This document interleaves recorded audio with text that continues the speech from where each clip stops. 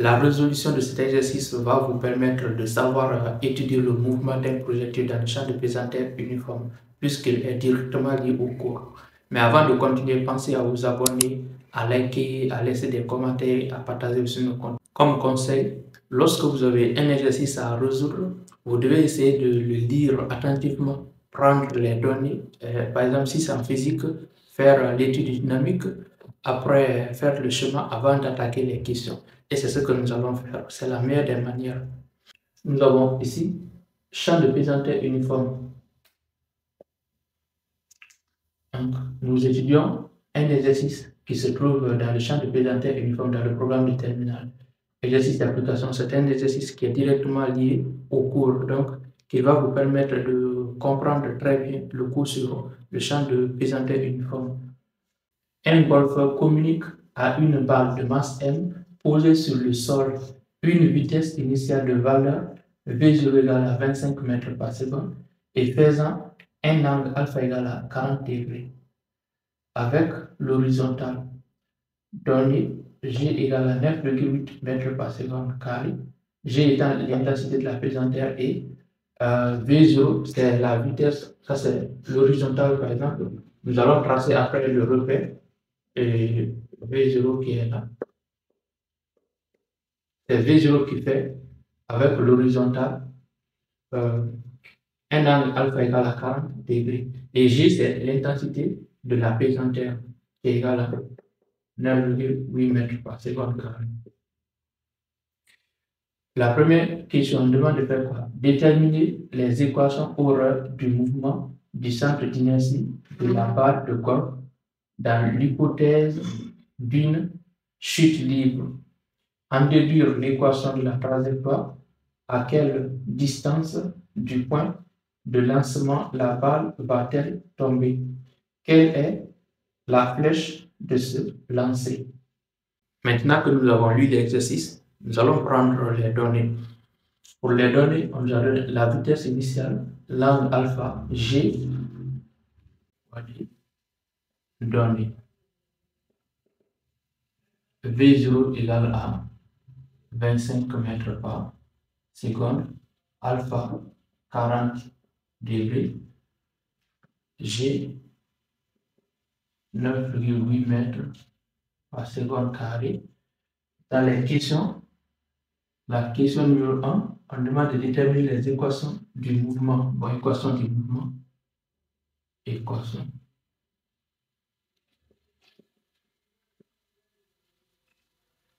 Horaires, c'est les équations horaires. On déduit l'équation de la trajectoire. Donc après, on va en déduire l'équation de la trajectoire. Équation, toujours dans la question numéro 1. Équation de la trajectoire.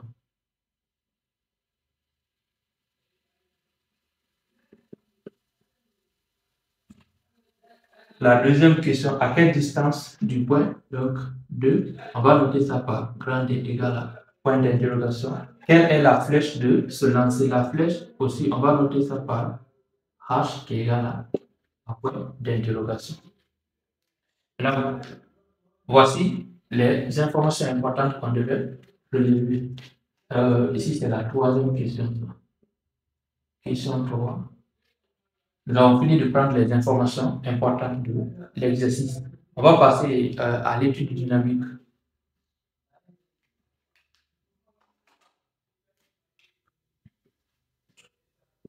Étude dynamique. Dans l'étude dynamique, on commence toujours par choisir le système à étudier, le point matériel à étudier. Système, on écrit ça système à étudier.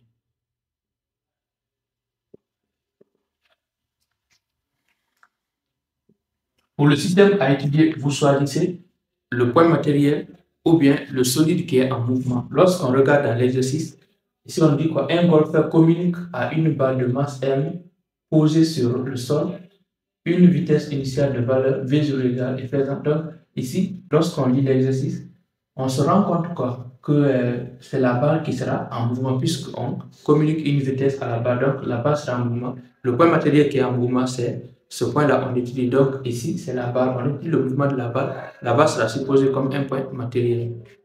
La balle comme un point matériel. Après ça, c'est de choisir le référentiel. Dans le champ de pesanteur uniforme, le référentiel que vous allez choisir doit être le référentiel terrestre supposé galiléen. Après, c'est le repère d'étude. Ici, lorsque vous êtes dans le champ de pesanteur uniforme, c'est le repère d'espace que vous allez choisir. Donc, on dira quoi? L'espace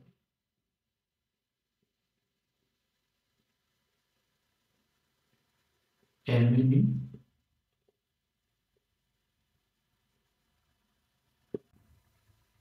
OIJK.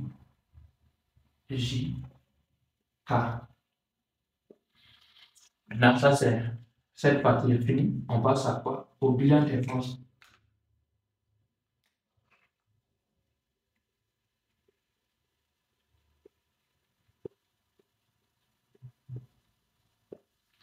Lorsque vous étudiez le mouvement d'un point matériel dans le champ de pesanteur uniforme, la seule force qui existe ici, c'est le poids du corps. La balle ici, donc la seule force à laquelle la balle est soumise, c'est son poids.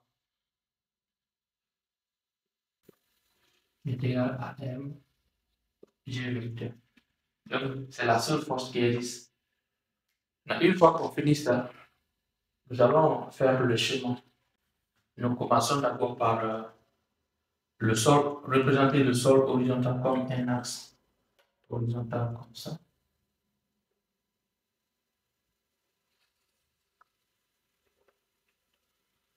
Et après, un autre axe comme ça. Non, les deux axes doivent être perpendiculaires, donc pour mieux faire ça, je vais faire comme ça.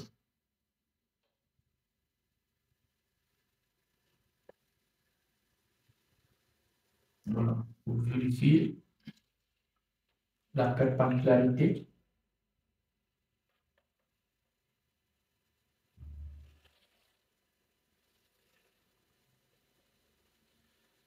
Donc, l'origine du repère O qui va coïncider avec le centre d'inertie de la barre au point de lancement à l'instant t égal à 0. Ici. Après ça, on a dit quoi? L'espace, nous sommes dans l'espace qui est muni du repère orthonormé OI ici, K. Maintenant, on va prendre ça comme I, après ça, comme K. Et le troisième axe, ça, on ne va pas représenter ça, on va prendre un petit cercle. On met la croix qui veut dire quoi? Que le troisième axe est comme ça pointé vers ce sens, c'est-à-dire cet axe est entrant comme ça. Le vecteur, ça c'est le vecteur J. Je vous explique un peu.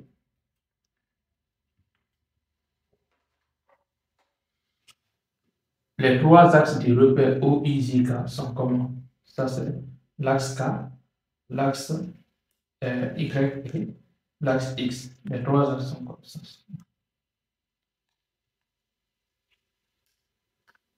Les trois axes, voilà, comme ça. Ça c'est l'axe X, Y et Z.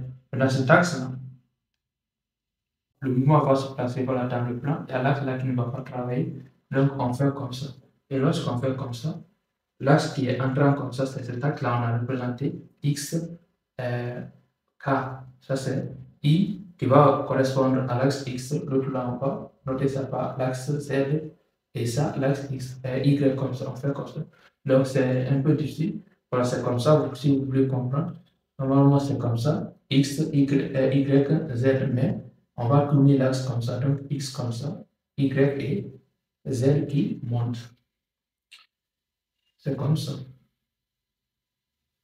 Donc en fait, on tourne. L'axe là ne va pas travailler, donc on ne le représente pas. On va travailler juste avec le plan. Si ça c'est fait, l'exercice nous a dit quoi? Que V0 fait un angle. V0 faisant un angle alpha avec l'horizontal. L'horizontal, c'est ça. Donc, un angle alpha 40 degrés. Quelque part, on va prendre comme ça. Supposons que ça, c'est l'angle alpha. qui est égal à 40 degrés et ça c'est notre V0 vecteur. À partir de là, la trajectoire V0 vecteur est tangent à la trajectoire, donc la trajectoire doit être comme ça.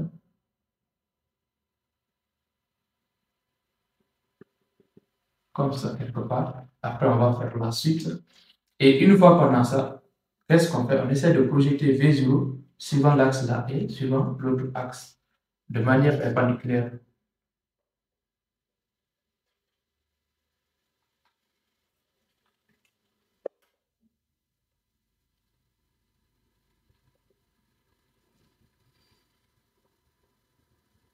Essayez de faire ça de manière perpendiculaire comme ça. Donc, quand on fait ça, ça c'est V0. Ça représente V0x.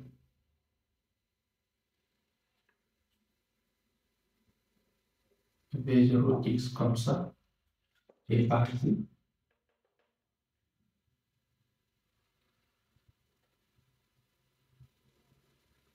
V0y comme ça. Et la somme des deux vecteurs là, c'est ça. Ça, c'est notre V0.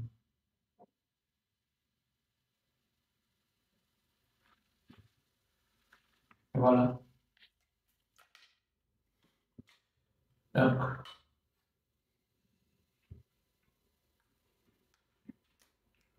le chemin, ça c'est l'axe X.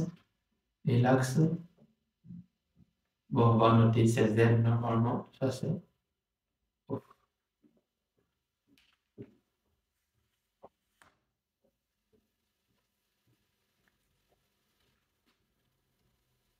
L'axe Z.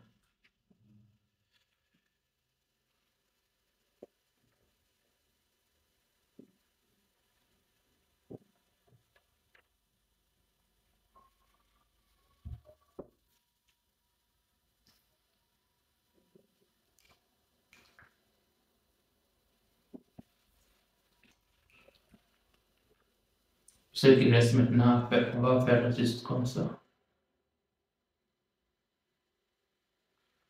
G, où est G là? G qui est là. Ça c'est en valeur algébrique et en vecteur, ça représente comme ça. Pourquoi? Parce que lorsque par exemple le point matériel, la balle est à ce point, partout où la balle se trouve, le point est toujours dirigé vers le bas, c'est-à-dire la direction du point est toujours perpendiculaire à l'axe horizontal. C'est pourquoi on fait tout simplement, si la balle est là, par exemple, le poids doit être divisé et le poids c'est P, c'est mg vecteur. Donc juste lorsqu'on prend m et g, tout simplement, même si on ne met pas, retenez que c'est comme ça. Si la balle est là, toujours ça sera. Si la balle se trouve ici, par exemple, je ne veux pas salir. Ok, je peux mettre, si la balle se trouve ici, le poids sera dans ce sens. G vecteur. Si la balle se trouve ici, même sur, ça sera mg vecteur qui est égal au poids. Donc on prend tout simplement quelque part comme ça. Ou bien je vais faire ça ici.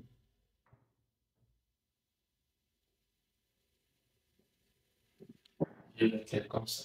Ça c'est le centre d'inertie. On va choisir ici comme ça. Une fois que nous avons fini de faire l'étude dynamique, le bilan des forces et le chemin, on peut maintenant passer aux différentes questions. Et là, retenez quoi? Ici, on nous a demandé d'établir les équations orales. Pour établir les équations orales et l'équation de la trajectoire, on a une certaine étape à suivre. La première des choses, c'est d'appliquer le théorème du centre d'inertie. C'est pourquoi on a supposé que le référentiel terrestre est supposé Galilée. Puisque si le référentiel terrestre, si le référentiel n'est pas supposé Galilée, on ne peut pas appliquer le théorème du centre d'inertie. On suppose que le référentiel est supposé Galilée. La première question, équation orale. Donc, vous suivez avec moi comment on retrouve, comment on répond à cette question lorsque vous devez établir l'équation orale. Et l'équation de la trajectoire, c'est la même étape dans n'importe quel exercice qui porte sur l'étude de demi-point dans le champ de présentateur uniforme. Comment vous devez faire? La première des choses, c'est d'appliquer le théorème du centre d'inertie. le théorème, on va noter par T, c'est centre d'inertie par et comme ça. Théorème du centre d'inertie. Ce théorème nous dit quoi? Que la somme des forces extérieures agissant sur un point matériel égale à quoi? À sa masse fois son vecteur accélération. La somme des forces, on a déjà fait le bilan, il y a une seule force. On remplace somme des forces extérieures égale à quoi? C'est le poids seul, ce qui reste égal à MA. Cela veut dire quoi? Que P c'est quoi? C'est M fois G vecteur reste égal à M A vecteur. M et M vont se simplifier. Nous aurons tout simplement G vecteur égal à A vecteur. C'est notre première relation. On arrive là. Une fois qu'on arrive là, on est maintenant tenu obligé de projeter l'accélération suivant l'axe X et suivant l'axe Y, puisque le mouvement va s'effectuer suivant les axes. C'est-à-dire l'axe là, l'autre axe et le troisième axe aussi. Maintenant, par projection, regardez, pour projeter, nous avons déjà G vecteur qui est égal à A vecteur. C'est l'équivalent de quoi? De A vecteur aussi égal à G vecteur. Ce sont des grandeurs vectorielles. Déjà, nous connaissons la direction et le sens de G vecteur, c'est-à-dire l'intensité de la pesanteur. C'est comme ça. Donc, on peut connaître aussi pour l'accélération. Cela veut dire quoi? Ici, comme A vecteur égale à G vecteur, alors que G est perpendiculaire à quoi? À l'axe X et parallèle à l'axe Y, mais la différence est le sens à l'axe Z, je dirais. La différence est le sens puisque G a un sens descendant alors que K, l'axe Z est orienté dans le sens ascendant, c'est-à-dire K, c'est comme ça, l'autre c'est comme ça. On va dire quoi? Suivant l'axe, bon, O, I, on va noter OI, OJ et OK, comme ça. Suivant OI, G est comment? G vecteur est perpendiculaire. Perpendiculaire, on va noter comme ça, A, OI. Alors, AX égale à 0. Deuxième chose suivant, l'axe OJ. L'axe OJ, l'axe OY, on ne voit pas. C'est comme ça. J'ai déjà expliqué ça. C'est comme ça. Ça, c'est l'axe J. OJ, c'est comme ça. Donc, G aussi, c'est comme ça. Donc, cela veut dire quoi? Cela veut dire que G est aussi perpendiculaire à l'axe OJ. Regardez. L'axe OI. Perpendiculaire, l'autre là aussi, c'est perpendiculaire. G vecteur est perpendiculaire à OJ. Alors, même chose, AY égale à 0. Troisième axe, suivant l'axe OK. G est comment par rapport à l'axe OK? Parallèle à OK. Mais les sens, l'axe là est comme ça et G descend. Donc, cela veut dire quoi? AZ sera égal à G. On peut regrouper l'accélération ici aura pour coordonnées AX qui est égal à 0, AY égal à 0 et AZ égal à moins G. Déjà, en regardant ça, qu'est-ce qu'on peut retenir? Suivant l'axe, comme l'accélération AX est nulle, donc suivant l'axe X, le mouvement est rectiligne uniforme. Mouvement rectiligne uniforme pour la barre. Le mouvement de la barre suivant l'axe X est rectiligne uniforme. Ici, bon, il n'y aura pas de mouvement ici. Là, c'est un mouvement rectiligne uniformément varié. Pourquoi? Parce que l'accélération est une constante suivant l'axe Z. On retient ça. Et puis, on garde ça comme notre deuxième relation. Si on a ça, nous avons déjà fini avec l'accélération. On passe aux coordonnées de la vitesse. Les équations qu'on a demandé, ça c'est pour l'accélération. On va passer maintenant aux coordonnées de la vitesse. Pour les coordonnées de la vitesse, ça sera suivant toujours les trois axes. Je ne vais pas écrire tout ça maintenant. Vx égale à quoi? L'accélération étant nulle, Vx est une constante. Donc ça reste égal à V0x. Il restera égal à quoi? V0x, regardez. Nous avons notre repère comme ça.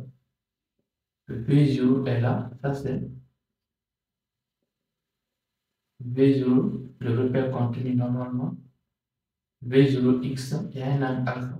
Donc si on prend comme ça, nous aurons un triangle rectangle et V0x est le côté adjacent à l'angle alpha qui est là. Si V0 est le côté adjacent, ça veut dire quoi? Nous aurons cosinus de alpha égale à quoi? C'est côté adjacent en valeur algébrique sur l'hypoténuse. Non, ici c'est un vecteur, mais lorsque nous voulons prendre directement, nous voulons prendre la valeur numérique, on oublie les vecteurs. On tient quoi? Distance. C'est orienté dans le même sens que le vecteur i. Le vecteur i c'est comme ça et V0 c'est aussi comme ça, V0. Et lorsqu'on tire V0x égale à quoi? V0 fois le cosinus de alpha.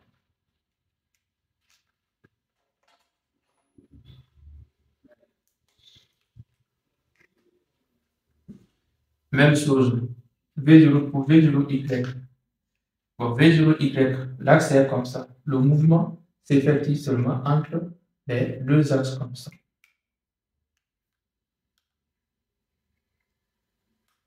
C'est comme ça. Comme ça. Mais le mouvement entre les deux axes, donc le troisième axe qui est pointé comme ça ne travaille pas. Ça veut dire quoi? V0 Vy égale à 0. Maintenant, Vz égale à quoi? L'accélération étant constante par là, nous aurons un mouvement retenu et nous aurons l'équation d'une droite ici. Donc, moins. Normalement, c'est A, Z, T plus V0, Z. AZ, c'est moins G, T plus V0, Z. Pour V0, Z, si ce n'est pas Y, c'est Z.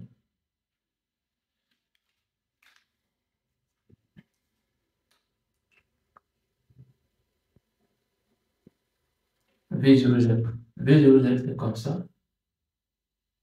Si on considère le triangle rectangle ici, ça c'est V0, Z comme ça.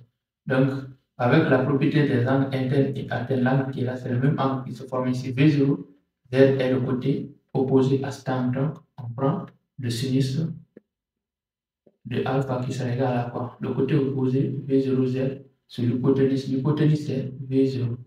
Comme ça. Et quand on tire V0, Z sera égal à V0 fois le sinus de alpha. On écrit ça ici.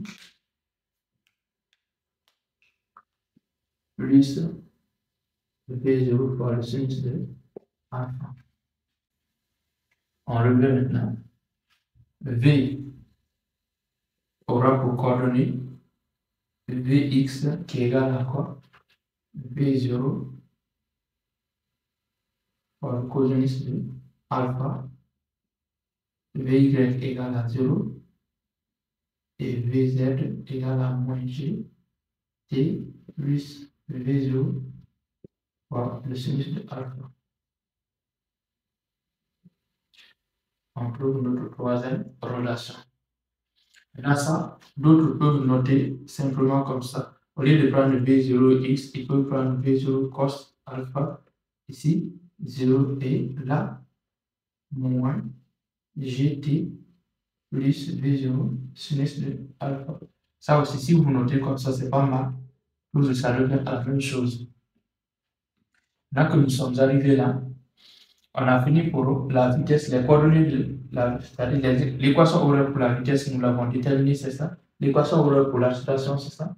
Nous allons passer maintenant à l'équation Euler pour les distances ou bien pour la position. Les coordonnées du vecteur position. Le vecteur position, bon, on va noter par O, G vecteur, comme ça. Ces coordonnées seront quoi? Comme le mouvement se passe suivant 3 axes aussi, nous aurons les coordonnées suivant l'axe X. Nous avons sa coordonnée suivant l'axe X qui est l'abscisse, suivant l'axe Y qui est l'ordonnée et suivant l'axe Z qui est la corde. Maintenant, pour les 3 coordonnées, qu'est-ce qu'on va faire? On regarde tout simplement ici. Nous savons déjà que suivant l'axe X, nous avons un mouvement rectiligne, suivant l'axe Y, pas de mouvement, et suivant l'axe Z, il y a un mouvement rectiligne uniformément varié.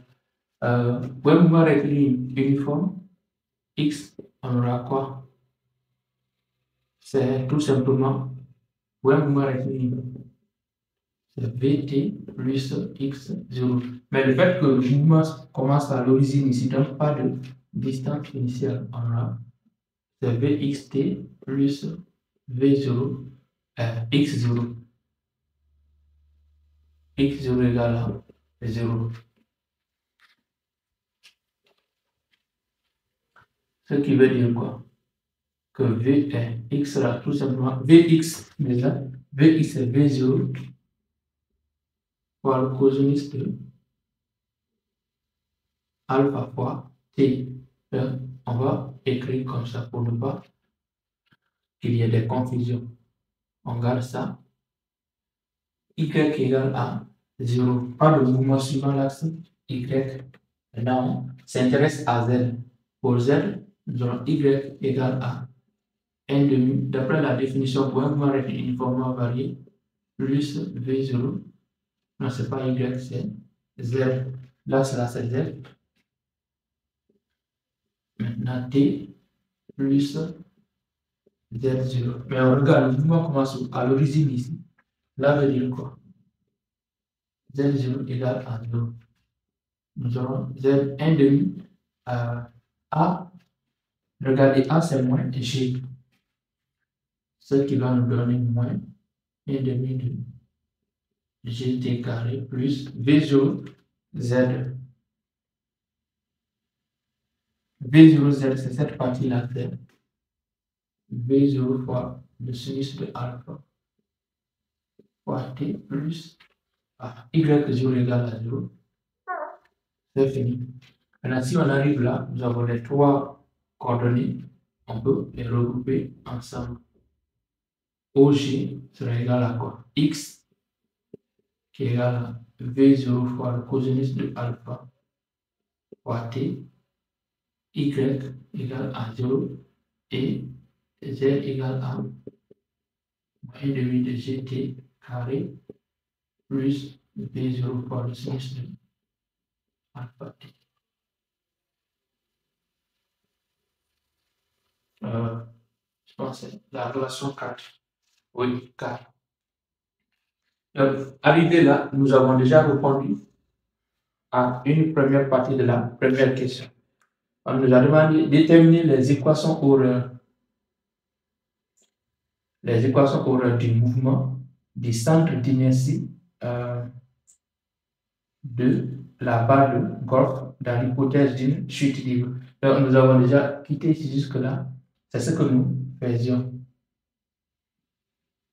C'est cette partie que nous venons de reprendre là. Maintenant, ce qui suit, c'est quoi? En déduit l'équation de la trajectoire. C'est l'équation de la trajectoire, maintenant, on va en déduire. On va dire quoi? Déduisons-en.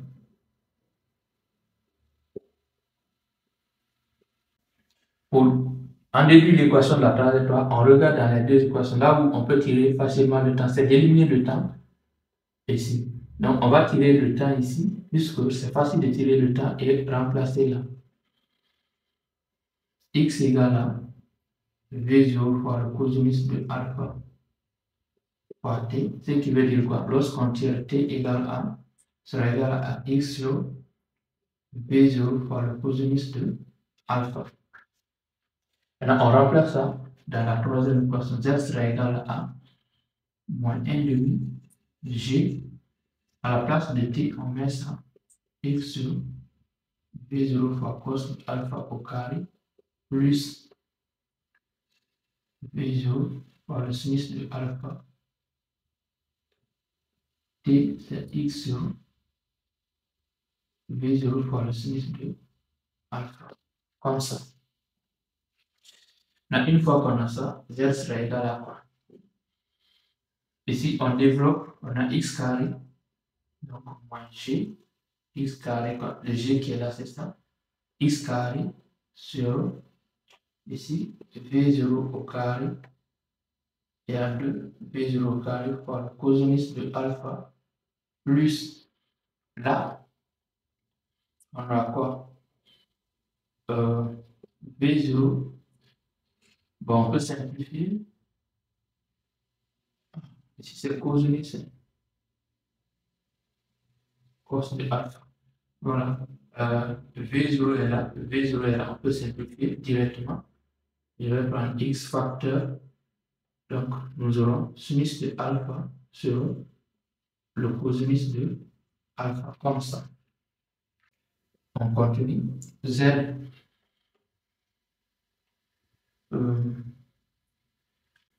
ok, moins g sur 2 v0 carré par cosinus carré de alpha par x carré plus ici sinus sur cosinus de alpha. Sinus de alpha, c'est tangente de alpha. On va écrire ça donne. Et il y a un x ici à ne pas oublier. Ça nous donne x tangente de alpha. Au lieu d'écrire comme ça, on va écrire x tangente de alpha comme ça. Voilà l'équation de la trajectoire qui nous a été demandée. 5. On a donc répondu à cette question qui est là. On a déduit l'équation de la trajectoire. Dans l'étude du mouvement d'un projectile dans le champ de puissance uniforme, lorsqu'on va vous poser cette question, voici toutes les étapes à suivre pour y arriver là. Après, maintenant, on vient à quelle distance du point de lancement la balle va-t-elle tomber? Le point de lancement, c'est ici. La balle va retomber quelque part. Ici, par exemple. À quelle distance du point de lancement? Le point de lancement, donc la distance qui est demandée, c'est cette distance-là. Quitter l'origine jusque-là. Nous avons dit, on va noter par D. La distance D que nous allons calculer ici est appelée aussi la portée. Donc, la portée, c'est la distance qui sépare le point de lancement jusqu'au point de chute, par exemple, ici. La distance qui est demandée, on peut aussi appeler la portée. Donc, dans d'autres exercices, on peut vous demander de déterminer la portée, tout comme ici, par exemple, on nous a demandé de déterminer la distance. Pour calculer cette distance, regardez, le point mobile qui est ici, lorsqu'il arrive là, lorsque la balle arrive ici, lorsque la balle se trouve là, y égale à quoi? Y égale à 0, puisque la balle va se trouver sur l'axe X.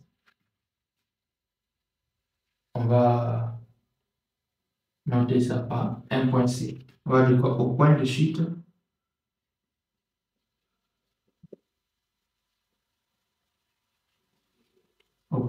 C, Z égale à 0. Et si Z égale à 0, Z c'est quoi? C'est ça. Cela veut dire quoi? 0 égale à moins G sur 2 V0 fois le cosinus de l'angle alpha au carré fois x au carré plus x tangente de alpha ici égale à 0. Et là, on peut déplacer ça par là. On va faire ça ici. Nous aurons G sur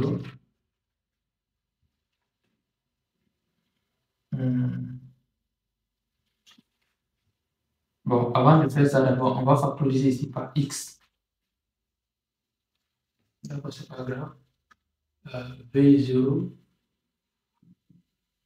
cos carré de alpha ici, fois x plus tangente de alpha fois x égale à 0. Nous avons x ici, nous avons x, on a essayé de factoriser par x. Donc, au lieu du carré, maintenant, c'est x. Et ici, il y a plus x puisque il n'y avait que x puissance 1 ici. Si ça c'est fait, nous avons le produit de deux facteurs. Le premier facteur, c'est ça, et le deuxième facteur, c'est ça. Le produit de deux facteurs est égal à 0. Ça veut dire x égale à 0 ou g. Ici, d'abord, c'est moins g carré cosinus carré de alpha x plus tangente de alpha égale à 0. Maintenant, regardez, x égale à 0 correspond à quoi? C'est l'origine. Le mouvement n'a pas commencé. Et l'autre x là va correspondre maintenant au point de chute, à l'origine.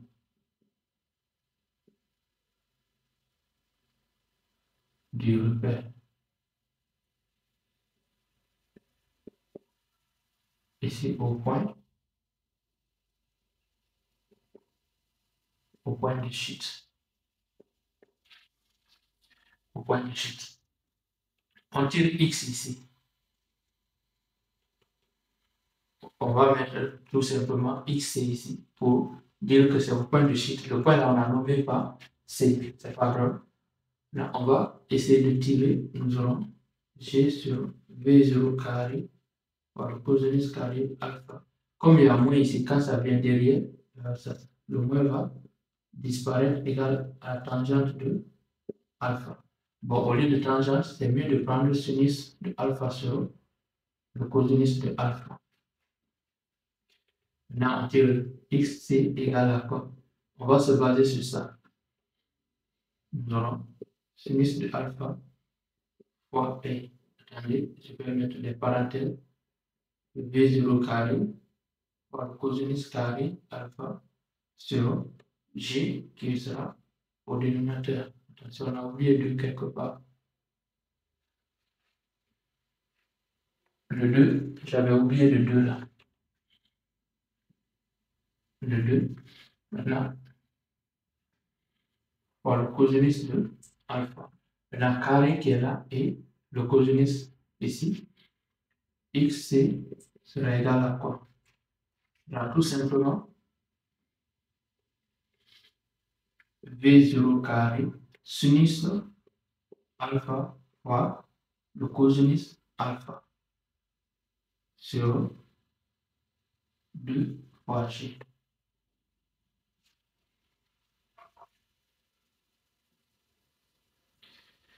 Mais arrivé là, retenez quelque chose. En trigonométrie, vous avez vu que sinus de 2 alpha, c'est 2 sinus alpha fois le cosinus de alpha. Là, on peut tirer l'expression qui est là. On tire.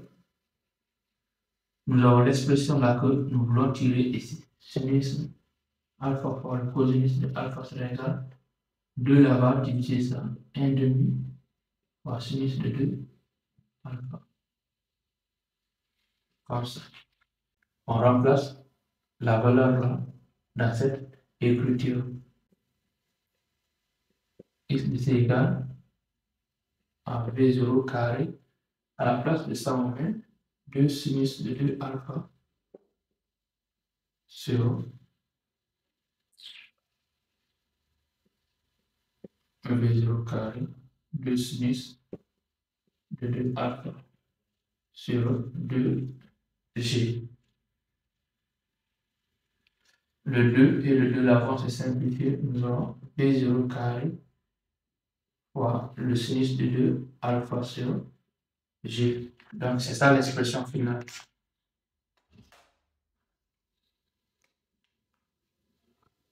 X de c égale à V0 fois le sinus de 2 alpha sur g. Normalement, on a fini. On prend ça comme notre relation. Si c'est cette distance qui est demandée, mais la distance là, de O à C, c'est, on a noté par D. X de C égale à D, ce qui veut dire quoi? Que D égale à V0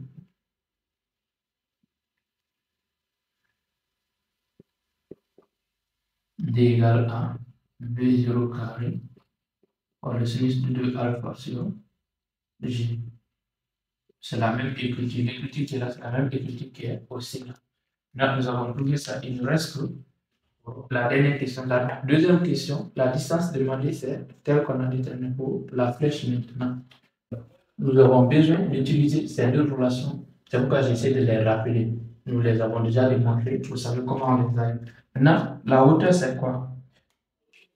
La hauteur, c'est la distance quelque part ici jusqu'au sommet. Et c'est comme nous avons le sommet, la distance là, c'est la h qui est la flèche aussi. Ils ont dit la flèche, mais c'est la hauteur atteinte par, la hauteur maximale atteinte par le projectile au cours de son mouvement. Donc, c'est cette distance-là, vous placez, vous cherchez, vous tracez la trajectoire comme ça. Là où la courbe est vraiment tendue, vous essayez de chercher là-bas comme la hauteur. Maintenant, à partir de le sommet, à partir du sommet, la vitesse sera comme ça, que nous allons noter par Vs. Lorsque la balle est là, sa vitesse aura cette direction et ce sens aussi, comme ça. Donc, si vous ne faites pas ça, vous n'allez pas comprendre et vous ne pouvez pas vous en sortir.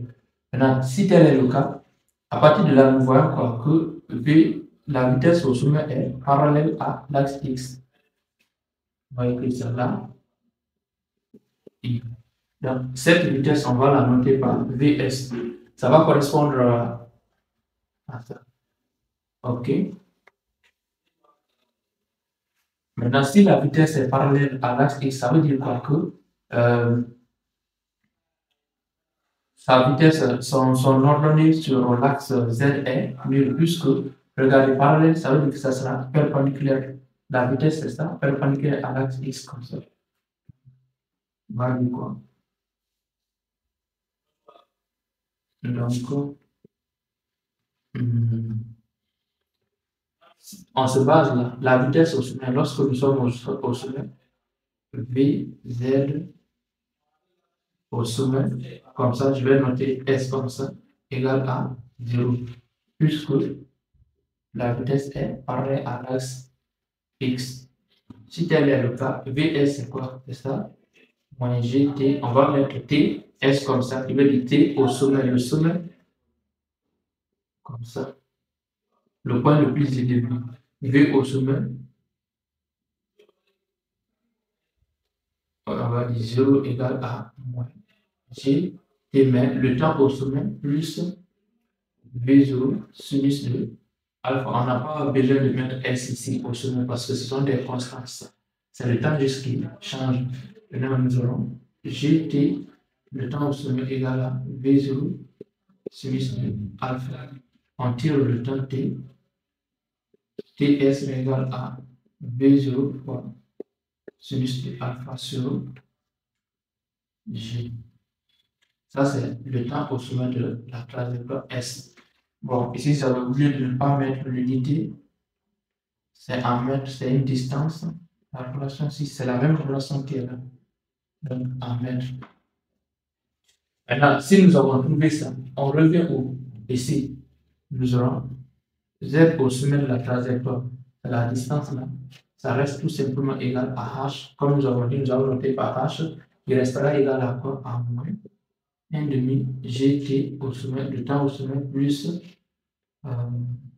V0 fois le sinus de alpha fois le temps au sommet. Comme ça. Maintenant, si tel est le cas, qu'est-ce qu'on va faire? Il ne reste qu'à remplacer le temps au sommet ici. Nous aurons H qui sera égal à quoi? À moins 1 demi de G. Et le temps au sommet, c'est V0 fois le sinus de alpha sur G, le tout au carré, plus ici, V fois le sinus de alpha. TS, le temps au sommet, c'est V0 fois le sinus de alpha sur G, comme ça. H sera égal à quoi?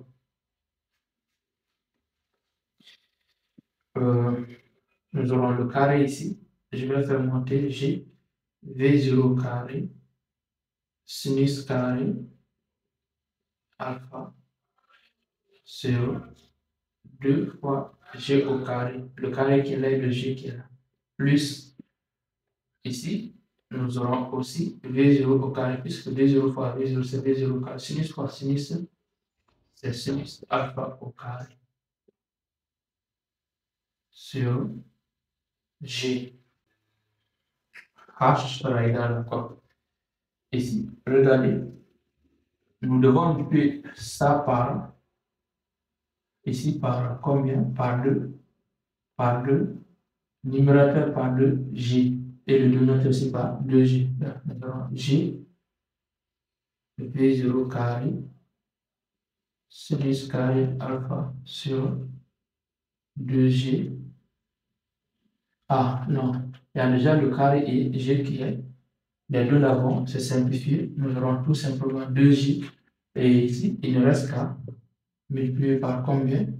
Par 2, V0 carré fois le sinus carré de alpha sur 2J. On multiplie et le numérateur et le dénominateur par J. 2 ici, 2 ici, ici. Ça nous donne quoi ça? Nous avons maintenant le même dénominateur. On peut faire la somme des numérateurs. On dirait que j'ai oublié encore le signe-moins. À partir de là, j'avais déjà oublié le signe-moins. H sera égal à quoi? Non, je ne dois plus être là. J'ai déjà simplifié. Voilà. On fait la somme des numérateurs. Nous avons, attendez, je vais approcher moins. Donc, nous aurons comme ça,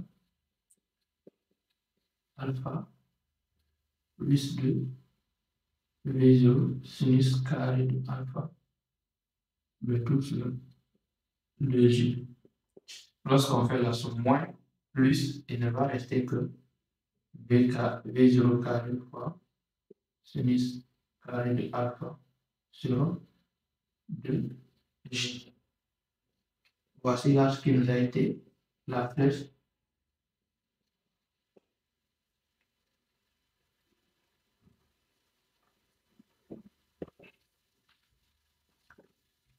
C'est une distance à mètre. Voilà. On arrive à répondre à la troisième question. Donc, dans l'exercice de mouvement de projectile, presque c'est la même chose. C'est un chapitre qui est beaucoup plus facile.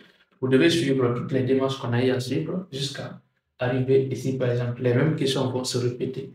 Vous n'avez juste qu'à reprendre les mêmes choses. Maintenant, ce qui reste, c'est l'application numérique, puisqu'on nous a donné des valeurs numériques. On va faire rapidement les deux applications numériques pour la distance D, c'est V0 carré sinus de alpha sur G. Et pour H, bon, H, la formule est là. Là, on remplace tout simplement D sera égal à quoi? V0, c'est 25 au carré fois combien? Sinus de 2 fois, je vais mettre parenthèse, alpha c'est combien? 40 degrés sur G, c'est 9,8. L'exercice nous a donné.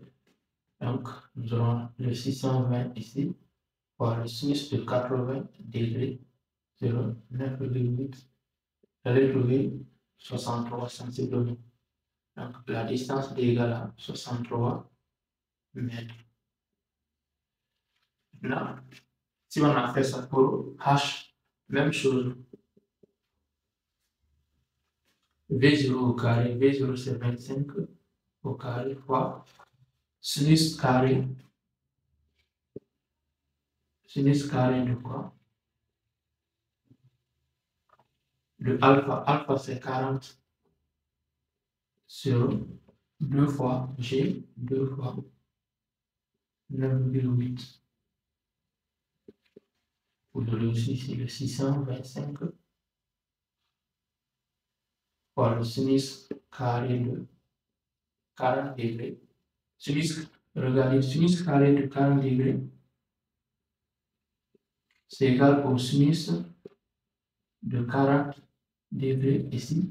Vous calculez et puis vous élevez le tout au carré. Par erreur, ne faites pas ça. Dans le sinus carré de 40 degrés, au lieu de ça, vous prenez comme ça sinus 40 au carré. Non, ce n'est pas 40 au carré. La fonction sinus qui est élevée au carré, donc vous calculez ça, après vous élevez la valeur au carré sur 2 fois 9,8. On trouve sensiblement 13. D égale à 13 mètres. Comme ça. Pas D, H.